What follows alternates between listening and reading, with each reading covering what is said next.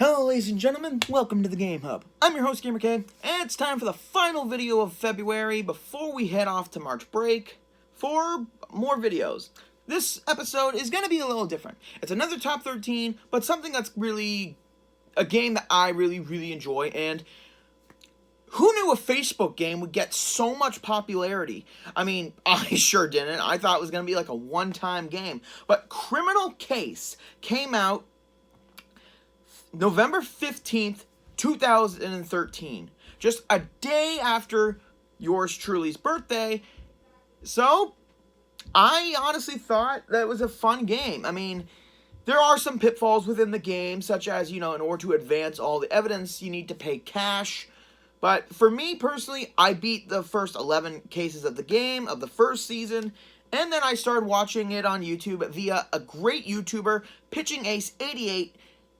He is a great guy to watch, always does the game every Saturday, and go watch his videos. It's fun watching his reactions and actually hearing him speak the characters' voices, because it's all like in text, the game. They couldn't do voices. So I'm going to put a link in his video, in his channel, down below, because every time I mention a YouTuber, I have to give him some credit to their work, because he's an amazing YouTuber, and personally one of my favorites for doing the game in such a way. But enough about that. Criminal Case is a click and point, find the stuff in the background kind of detective game. And not only that, but they develop a big story within each season and each case. So it's not like a generic one where you just find the stuff and you get analyzed. I mean, it is that. But it's done in a way that makes it feel like it could be its own series. It could be a cartoon crime show with the mature subject matter still on it. And that's what I really love about this game, of how it doesn't really... It's not obviously not for kids because of the mature subject matter and the murders, but it's a great game overall. And for the last 7 years, Criminal Case has dominated being Facebook Game of the Year in 2014. And it's going on for its 8th season after Season 7. So, to think about a Facebook game getting so much popularity worldwide, it's incredible. But I'm here to talk about my top 13 Season 1 cases. Why top 13? Because here at the Game Hub, only the odd can become number 1. And there are no real rules. There's not going to be one case per district, because there's like only a good 6 districts in the Season 1. So I just narrowed down my favorite cases in general from the season, and I will be explaining why it's my favorite. I'll be generalizing the plot of said case, and if it goes anywhere into other cases, because after a good number of cases, they kind of get into the main story of that district. So let's crack open the case with number 13. Marked for Death. A late case that happens in the University District, which is the 4th district of the level of the game. And it's a pretty good case. A teenager is killed in the dean's office with the word cheat written on his head. A good majority of characters pop up. A thing about the game is that after a couple of cases, repeat characters will come out, and further making you think that they have a bigger role to play than just being a one-time suspect.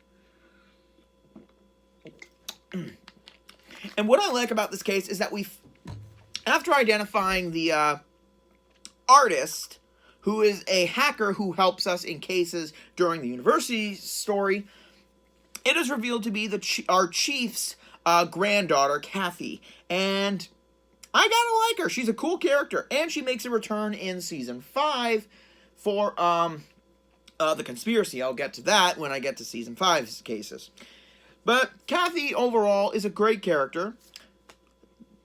And we get to finally reveal who she is, which takes a lot of the guesswork out. But for the case, it's kind of a big one. The murderer turned out to be... Oh, by the way, for anyone who's interested in this, I'm going to say this. I should have said this in the beginning, but it kind of lost in my mind.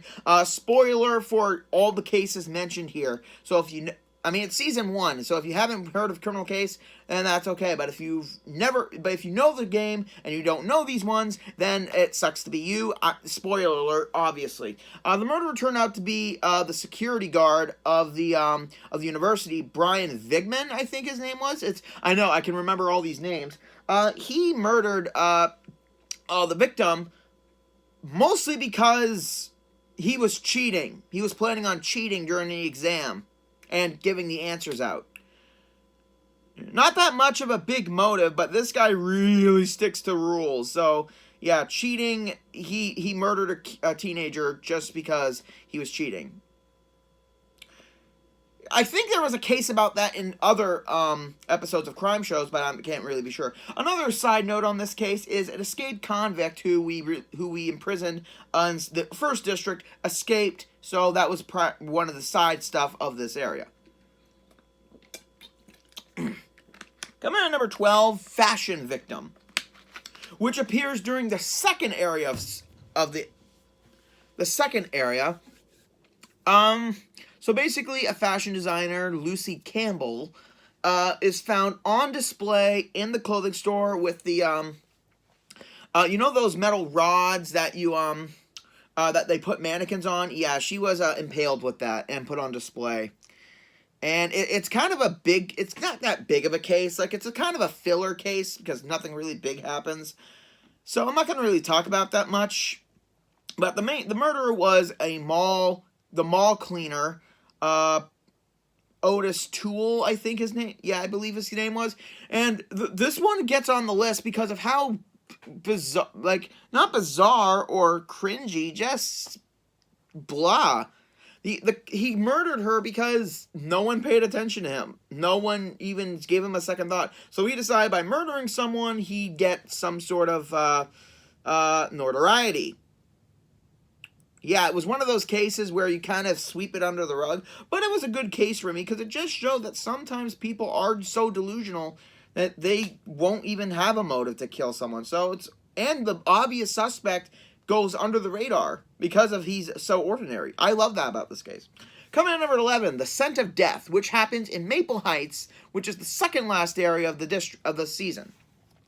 This one, a very rich man, who I think had, I can't remember exactly his name, but the suspects included his wife and his kind of mistress a little bit, who he was like a young singer who was just using him for money or to gain fame or something like that. I can't remember. But he was found potted on his roof in a plant with a corpse flower growing out of his mouth. So that one kind of freaked me out. And it turned out the murderer turned out to be his own mother.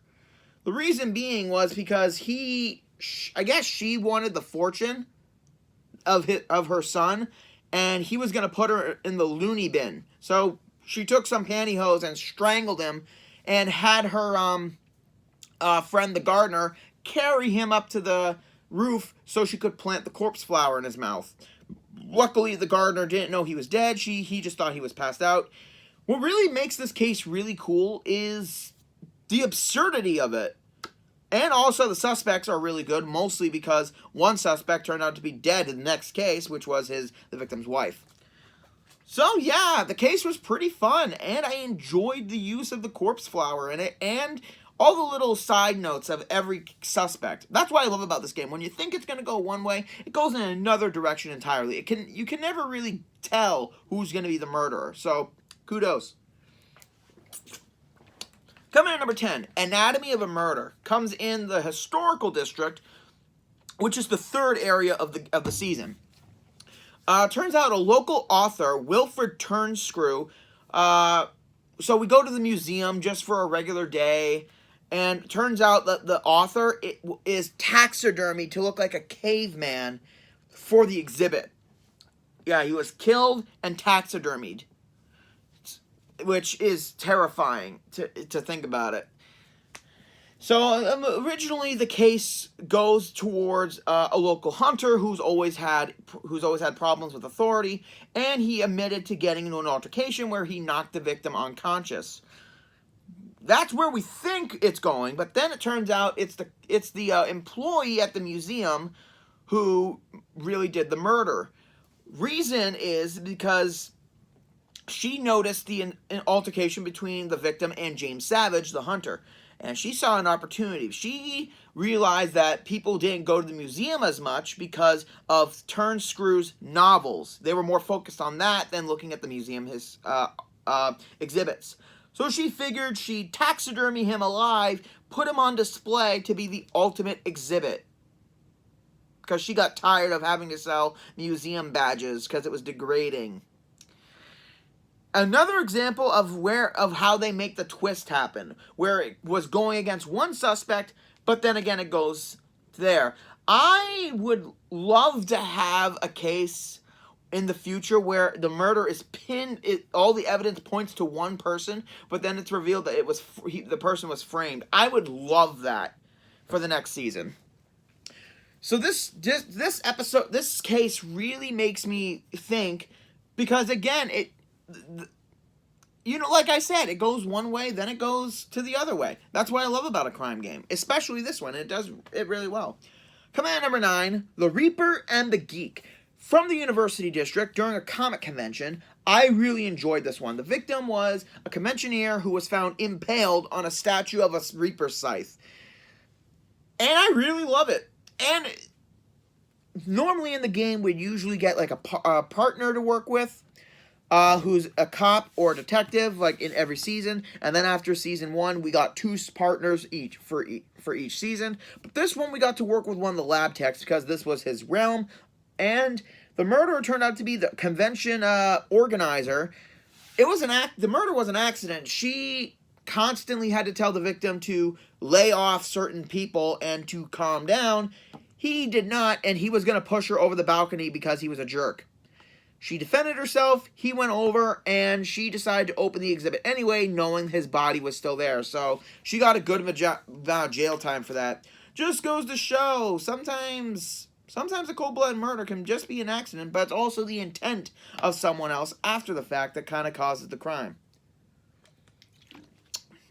I'm babbling a lot about this, but that's what I do. Command number 8, quite possibly a personal favorite of mine, even though it's not in the top 3, The Grimm Butcher, which is the 3rd case of the first area. So we found reports of a dead young girl is found in a butcher shop, and I like how they censored it. A majority, half-naked woman, young girl, hung upside down, and she was gutted like a pig. And this one, and to be so early in the game to show this level of gore and creepiness is what I loved about the case. And also, there were cigarette burns, meaning she was tortured before she was killed. And oh boy, did this one not calm down when it putting the blame onto the one person who was the daughter of the butcher, who was 16. She believed that the victim was a tramp. She was flirting with her father and trying to steal her boyfriend away, so she kidnapped her, tortured her, and then killed her like the pig she was. This is by far one of there have been creepy cases in this entire game, but to have one so early be this dark and this gruesome is something of a bad thing and some of a good thing. So I'm glad they opened with it. I just hope that they continue to have more intellectual ones to balance it out, because you need to have intellectual crimes with the gore, with the creepy, gory ones in order to balance things out. Command number 7, The Secret Experiments, the final case of the industrial area, the financial district, which is the second area of the season. So, a majority of what they'll do is at the end of an area is they'll take a suspect who's appeared a lot and had a lot of development happen and kill them off. So this one was Rachel Priest, who was a reporter for Grimsboro News. She had gone missing, and her cameraman was worried, and we found out where she was, dissolved in a vat of acid. We found the bones, we found the skull, we reconstructed it, we found out who it was. And it turned out that she was uncovering something really big. Like, she always had a nose for finding trouble and finding the truth, no matter what. And she found it. Local businessman Alden Green, along with a general in the army, were creating a super soldier serum that would have benefited the army, but also kind of posed a danger to people because of illegal testing. Rachel stumbled upon this, and through a flashback, we don't get many flashbacks anymore. That was mainly just season 1's gimmick. Basically, what happened is Rachel stumbled upon it, Alden knocked her out, and on order of the general, he injected her with the serum until her bones and her muscle mass grew so much that she died. And then they dissolved the body in acid. Unfortunately, Rachel was such a great character in the second district that I hate it when they do a great character like that and they kill her. I mean, it's kind of a thing that they do in the game, but she was a great character. Case was a really good thing and a great ending to the district, and it would up the ante for any future cases they do, for any future ending cases they do, which I love. They always raise the bar.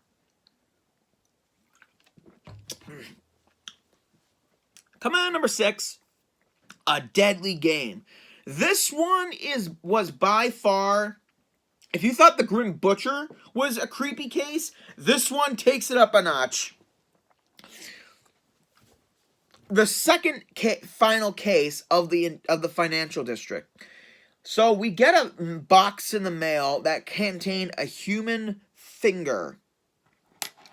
And we're sent on a wild goose chase by some psycho finding all these fingers. And the suspects range from a homeless man, a dominatrix, a professor, and 2 twins who one of them is working with the dominatrix and one who's a businessman. And it turns out through this twisted game, turns out one of the fingers had caviar on it, and the killer used it as a caviar spoon.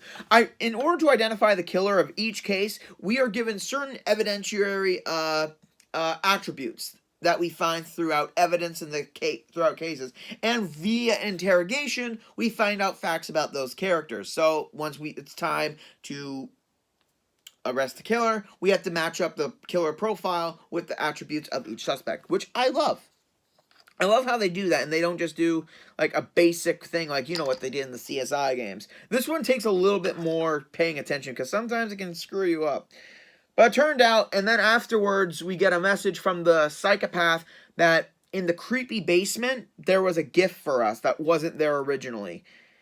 And we find the dead victim in a box, and he's got puncture holes all over him. Turns out he was killed in an Iron Maiden, which is a medieval torture device where it has spikes on the door's hinges, and it closes like that.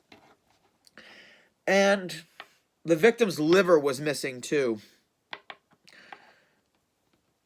The case is really creepy, and all the fingers were removed before the victim died. So that's terrible. The victim was a homeless guy who just got out on parole. And the killer turned out to be the twin, the businessman twin. He met us in the creepy basement with the lights turned off, and then when the lights turned on, I was just so terrified. And he killed him just because he could. He He's a psychopath. And the liver, he said, nothing enhances caviar like liver. He pulled a Hannibal Lecter out on us. And it is one of the creepiest cases of the season. And it's not even in the top 3, which is a good thing. Oh, dear Lord. That's a reason why I never fully finished watching Silence of the Lambs. Because I can't, or Hannibal, I can't bring myself to do it. Because it's too creepy. At least he didn't eat it with fava beans and a nice Chianti. I couldn't resist. Coming in number 5, The Poisoned Truth. This case is the 3rd case in the airport, which is the final district of the game. And this one kind of brings us to, I'm going to just, like, in the next couple episodes, in the next cases, I'm going to describe more of the plot. But for now, so basically something happened in Maple Heights, the final district, that makes us dig through Grimm's Burrow's past to find out about a secret order called the Crimson Order, who is this cult who secretly controlled events of the city in order to gain their own power. Kind of like the Templars in Assassin's Creed, just, less cool and less memorable. So this woman named Rosie Gatewood, I think her name was? Yeah, Rosie Gatewood. She came to us wanting to tell us about the history of Grimsboro and how the Crimson Order comes into play. Before she could, she gets a poison dart to the neck. So, through the airport, we go back in time, kind of, with a special hookah pipe, and we kind of investigate stuff from the crime scenes from the past in order to clear up some of the story. And I gotta admit, these cases are fun, and diving into the past to find out what really happened outside of what history told us. So, turns out that the Crimson Order existed back then when an ancestor of one of our suspects murdered a prostitute and took her baby. The Crimson Order told him to take the child and told the townsfolk that he found it in the woods, like it was a miracle baby, so he could become leader of the town. And it's been like that for centuries.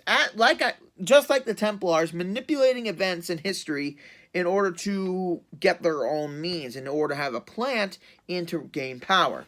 But it turned out the killer was a member of the Crimson Order, Ashton Cooper. Yes, Ashton Cooper instead of Ashton Kutcher. The game kind of does a play on celebrity names, and I really like that. He was ordered by the Crimson Order to do that in order to keep her from talking to us about what happened. So we gotta search more. Really did enjoy the case. Sadly, it's a later case, but it still gets on high because of how it entwines with the other cases in of the previous district. Also, at the end of it, the serial killer we put in the away in the University District escapes, and evidently she's trying to help us with the Crimson Order. I'll talk about that one when I get to it. Coming at number 4, Into the Viper's Nest, which is the final case of the first district. The leader of the Vipers, which is a street gang, is found dead in his garage, head smashed open with a liquor bottle.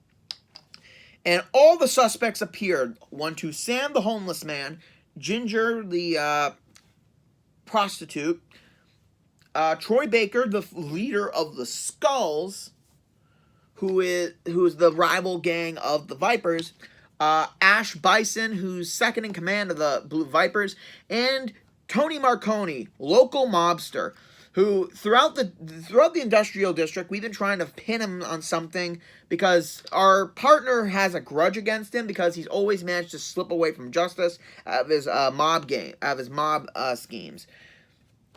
And in the end of the case, it turns out that Marconi did kill Salvador for a reason that no one really that I didn't see coming. And this is one reason why I like Tony Marconi as a character.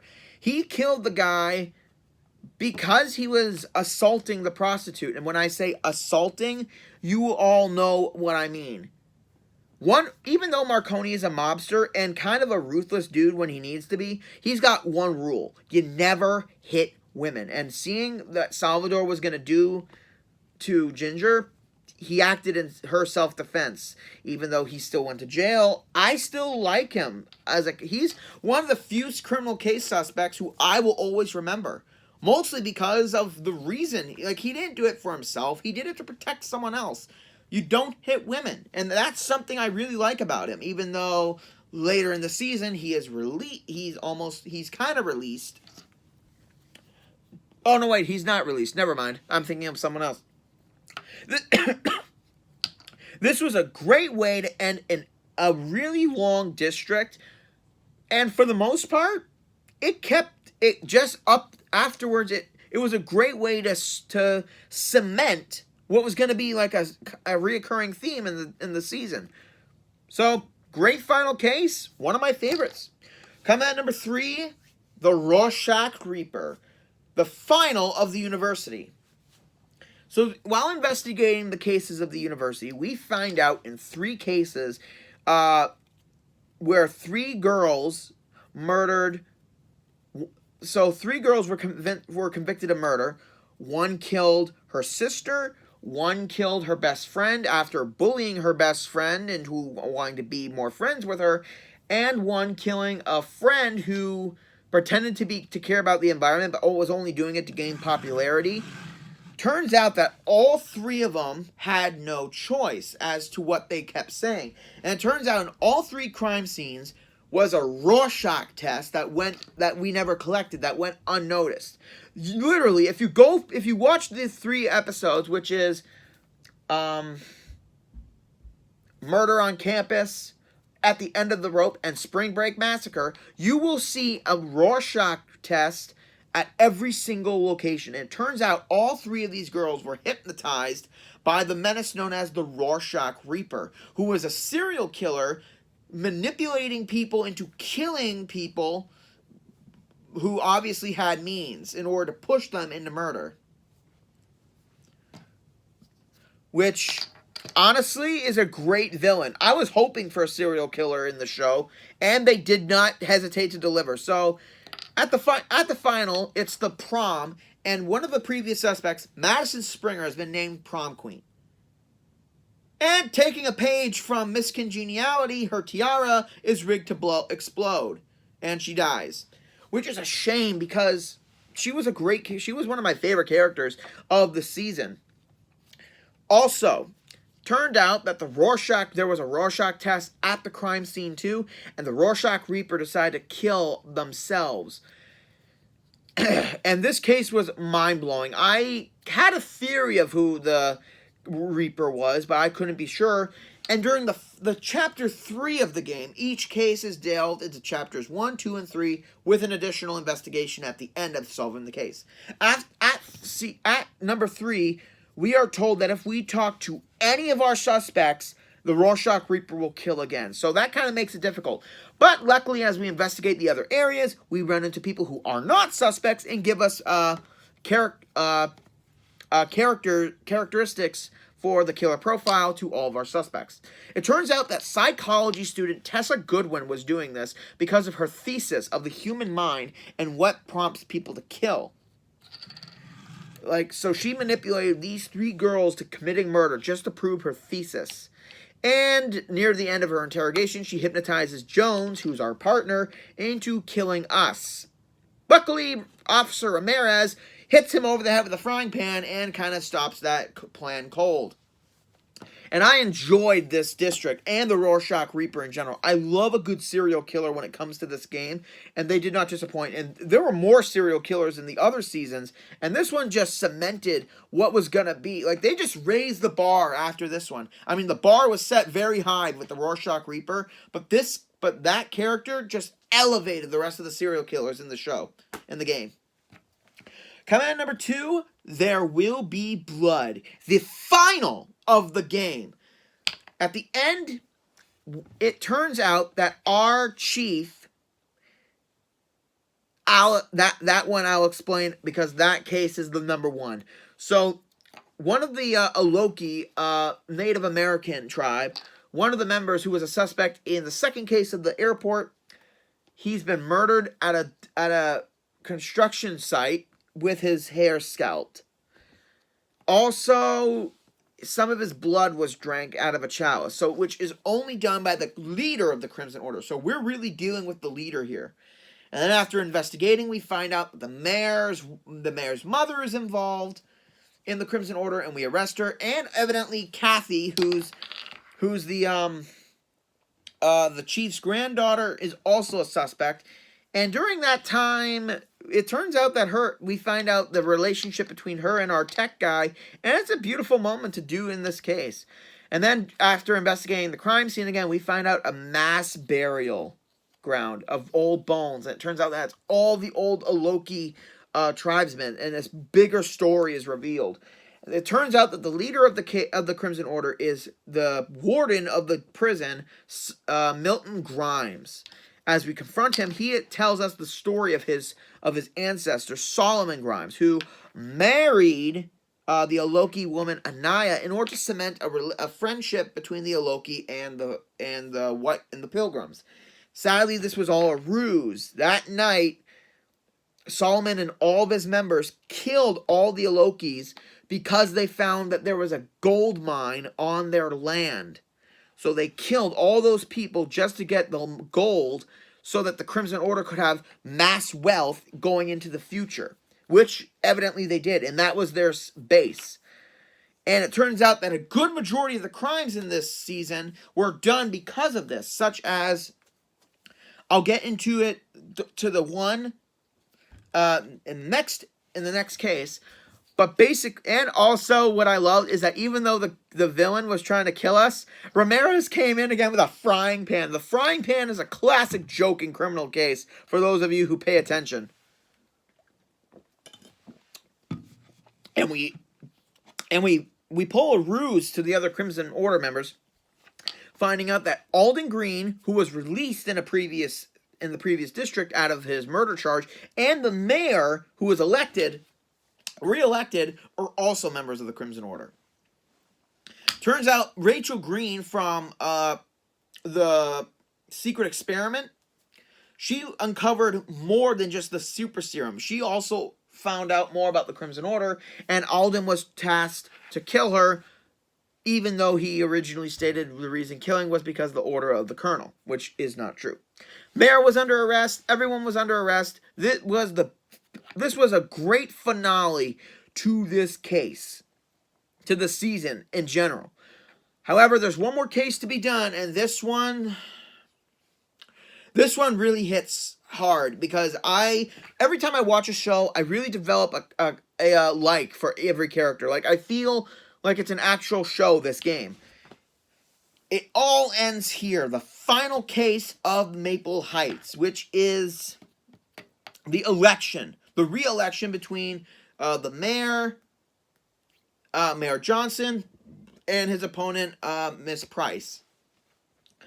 Turns out that a socialite, Adam Bentley, who was a previous suspect, a majority in Maple Heights, was kind of snooping around. And after a while, our chief kind of wanted us to keep an eye on him, even though there was nothing wrong. He wasn't doing anything. And then it turns out Adam was found dead during the election. And this is the case that kind of goes overboard with any other case done. Because instead of being 5 suspects like normal, there was 8. 8 suspects. And 4 chapters instead of the traditional 3. Which really made this case even bigger. Because everyone thought this was going to be the end of it all. But no, then they added the airport. It turns out that it was our chief who murdered him.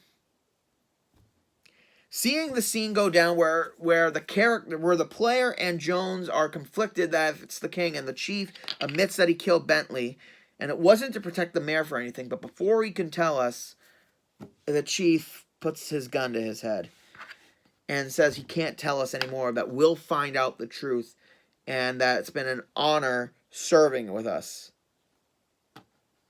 And then the screen goes black, and we see blood splatter. And then at the end, we see Jones covered in blood. Oh my God. This case is beyond... This case had me right from the get-go. And throughout, until the airport district was unlocked and the cases were revealed, I was really hoping that someone forced him to do it, or he had no choice. And it turns out I was right, because this is number 1, I'm going to reveal what happened with There Will Be Blood. So it turns out that through a majority of time, and Chief King's family has been serving the Crimson Order since his ancestor. And he was too working for the Crimson Order. Even though throughout the season he was working for them, which really made my heart hurt about the case. Because again, I feel for the characters, because it feels like a real TV series. But after working with us, he decided that he had enough. But at that time, the Crimson Order sent a thug who was killed in prison to murder the chief's wife. And so we spent the entire airport district, other than solving the murders, finding evidence to find out why the chief did kill Bentley and why he killed himself, and what his corruption of the Crimson Order led to. Turned out that he killed himself because the Crimson Order warned him that if he said anything, they would go after his granddaughter. So he killed himself and left a trail of crumbs in the airport district for us to find, to unveil the truth ourselves, keeping Kathy safe and for us to take down the Crimson Order. He murdered Bentley under order of Serena Johnson, who was the mayor's mother, because Adam had discovered the gold mine and was going to reveal the Crimson Order's secrets. That was something they couldn't allow. So that murder, Rachel Priest, and practically every other murder within the airport district were all done by the Crimson Order to keep us from finding the truth. And it's that kind of dedication to that each case kind of corresponds to another case later on, and it dives more into the story. So it's not just a simple find the objects point and click kind of game. It's a real game with depth, with character, and with a surprise amount of plot twists. That is why this and for all these reasons, all these cases are my favorite from Season 1. And that is it for this video, ladies and gentlemen. Hope you enjoyed this criminal case video. Like, comment, subscribe down below. And like I said earlier, a link for Pitching Ace 88's channel will be down below in the description. If you like criminal case, glad you enjoyed the video. Coming up next week, in the month of March, we start next week with a DLC review that lets us fly like an eagle. This is Gamer K, logging out.